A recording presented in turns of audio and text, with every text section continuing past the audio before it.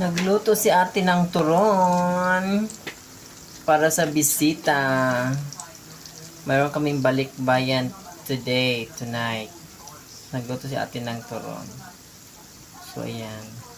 So, ayan, mayroon na kaming luto. Ito na yung finished product. Tara!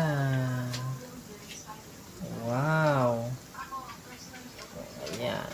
Sa bisita. Kain kayo ng turon. Dessert. Turon with sesame seed or linga sa Tagalog. So ngayon mag-decide ka na. Lawrence. Kain tayo. Pag mayroong tira, kainin namin. Kung wala, sorry. Yummy, yummy.